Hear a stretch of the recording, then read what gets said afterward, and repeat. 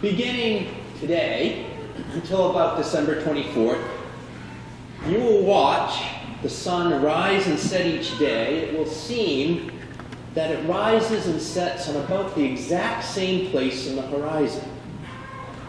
This is where the solstice gets its name. Sol is the Latin word for sun. Stetit is Latin. It's the third person perfect of a verb, which, depending on context and translation, can mean to stay, to anchor, to remain, to stand. So the solstice is quite literally when the sun stands still.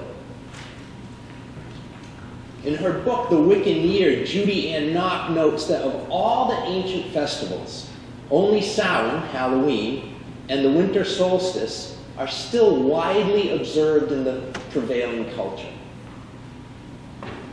We can trace solstice rituals that we know back to the Roman period, but they probably actually began with the Etruscans, the civilization in central Italy that predated the Romans.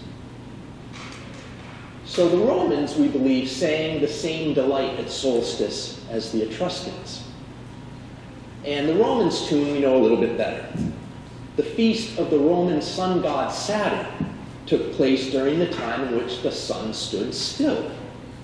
It was called Saturnalia, and it was a week of drinking and carousing and carrying on and licentiousness, and, well, you get the idea. It's kind of like Carnival and Mardi Gras, only exponentially more so. And Saturnalia eventually morphed into the feast of the Roman god Mithras, whose feast day was celebrated on December 25th, which continued that same song of delight around the solstice. Mithras was often pictured eating at a meal with the Roman sun god, Sol Invictus, the unconquerable, the invincible sun.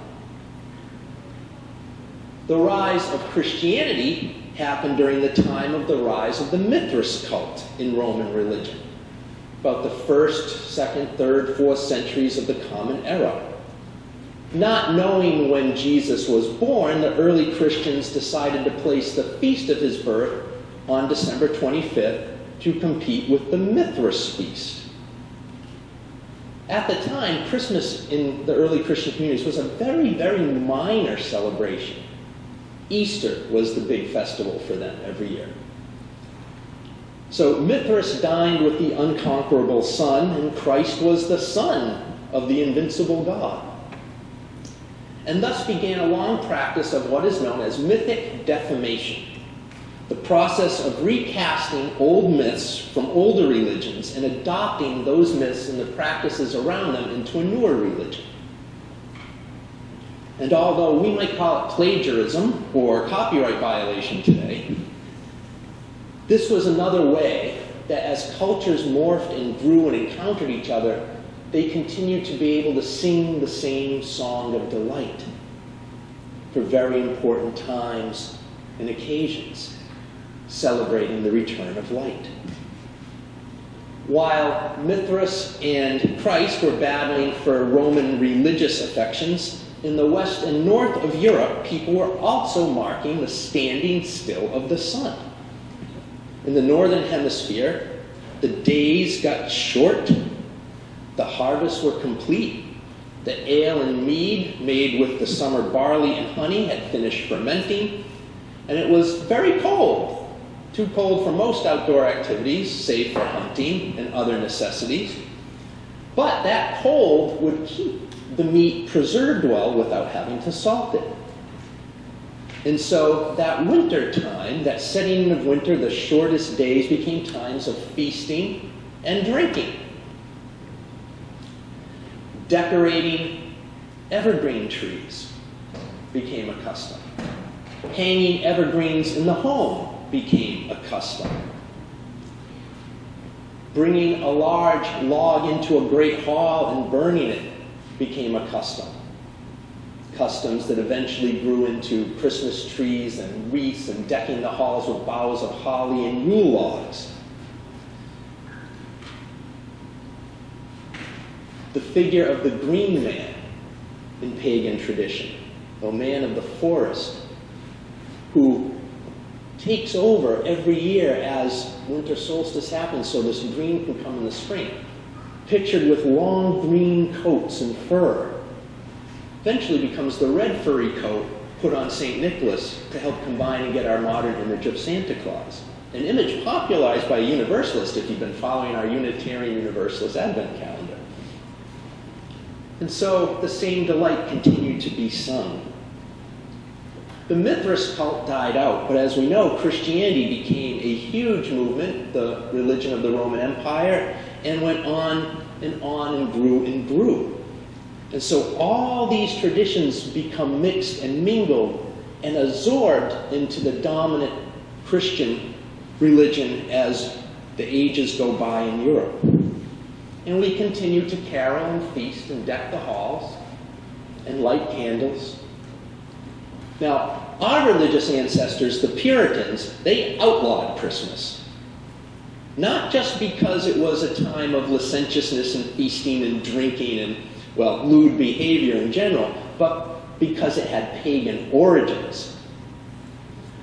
If it hadn't had pagan origins, we don't know if they would have been okay with it or not, but they chose not to sing the same delight. In fact, the Puritans really didn't sing a lot of delight most of the time, so not unusual there. Now, Hanukkah also begins this week. We're in the middle of Hanukkah. And originally, Hanukkah was a festival celebrating a military and political victory over an occupying, colonizing army. The Seleucid Greeks had taken over Canaan and Palestine and Jerusalem, and they had one really awful king, Antiochus Epiphanes IV, who was so narcissistic and so full of himself that he wiped out all the Jewish stuff from the temple and put up statues of Zeus. And that was just a little too much for the Jewish population, so under a group called the Maccabees, there was a revolt. And they retook Jerusalem and the temple, and that's kind of what the festival was about. Lighting the lights in the story of the oil that only lasted one night, only one night of ritually clean oil available after they retake the temple, and it miraculously burns for 8 nights. That story does not appear in the Hanukkah traditions until mixing and mingling with the Roman and pagan traditions. So a lot of these things are all gathered from these ancient traditions of watching the light in the sky and it dying and rising. And they all have similar themes. The dying and rising of the light coming back into the world. For Christians, it's the sun, Jesus, the Son of God, coming back into the world. They're all related into these very ancient songs of delight.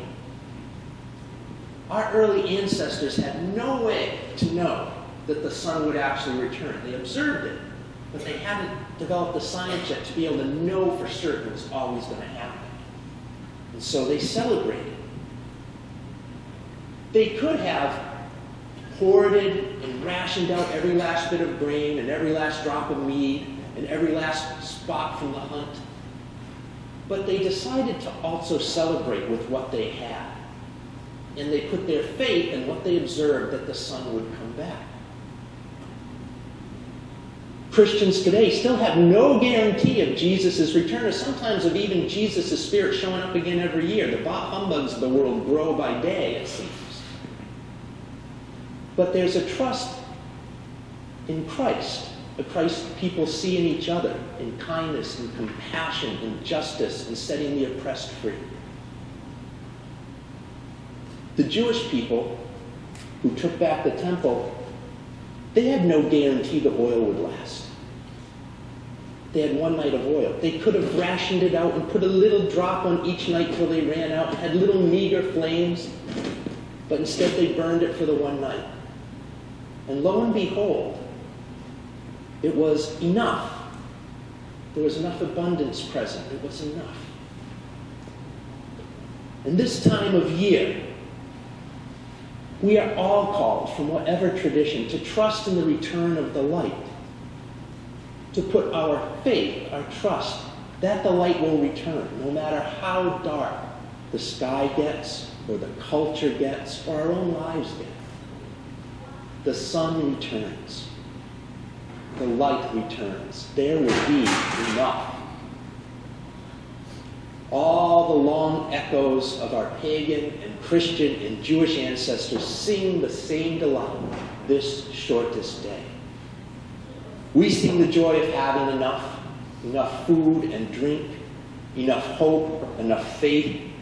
We sing the same delight of the unconquerable human hope of light defeating darkness, of life returning after death, of being reborn.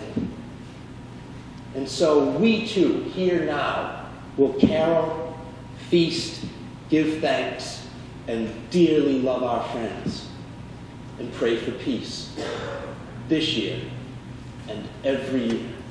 Welcome, Yule. Welcome.